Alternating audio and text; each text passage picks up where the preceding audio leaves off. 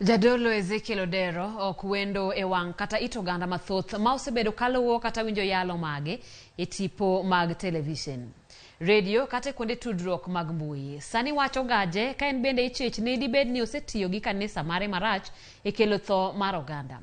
Ezekiel Odero en ng'awa hie. George Bati miwa nonro mar jadolo ni. Alam mage ywayo ji mathoth. And the wonders. Kendo jomochopo e chokruoge moloso tudo yalo mage kod honni. Si Mungu akufanya utengeneze historia. Jadolo Ezekiel en ng'a? Ezekiel Ombok Odero kako ng'ere kaluwore kod ndikruok mar piny owacho. Ne onyuole higni mag 70 e gwenge mag Ngodhe Rao e chula mar Osinga e kaunti ma Homa Bay. Ezekiel yangore ni ne owuok e familia mochando kendo ne odongo e lwet min-gi kaachiel kod kwargi. Ne osomo e sikund primar ma Ngodhe e chula Osinga, kata kamano kaluwore kod bedo ni dalagi ne onge kod nyalo motegno. Bang' dhi e sikund sekondar ne ok odhi nyime gi sombe e kindeno.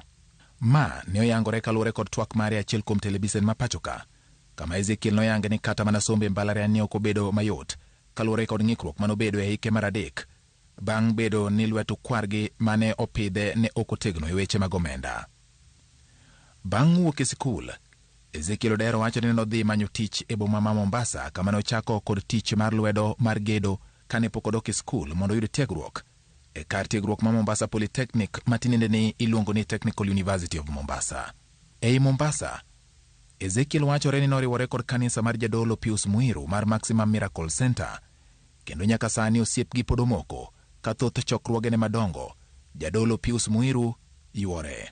Maling'ling' e weche mag lemo bende tudo jadolo Ezekiel Odero kod jayalo makoch Paul Mackenzie Menituma katika ujumbe makoro weche mag nek luoro. Bang' wuok e kanisa mar Maximum Miracle Center, jadolo Ezekiel kod jaode mong'ere kaka Pastor Sara ne ochako kanisa mar Giban New Life International e kar dak ma Shanzu e kaunti ma Mombasa. Kata kamano, kaluwore kod kaka kwan mar ji ne medore e kanisano, ne odaro kanisa nyaka Mavueni Kilifi, kama osebedo ka otayo chenro mage mag lamo ka jokanyo mag kanisano liekore ni nyalo chopo ji 45,000. Umbe wachore ni ne omedore e kinde mane midhusi mar korona odonje pachoka kendo lor kanisni mathoth, kendo kokalo kuom yalo mag TV ne oywayo jokanyo mathoth. Jadolo Ezekiel osebedo ka yalo injili mar yudo gweth kod ngima bang' tho, ka ong'ere ahinya kod pi hawi ma dho ngere luongo ni holy water, kendo yalo mage otenore kod weche mag ywayo sulwe, ahinya to e kinde ma entiere chokruoge madongo mag crusade. and the wonders.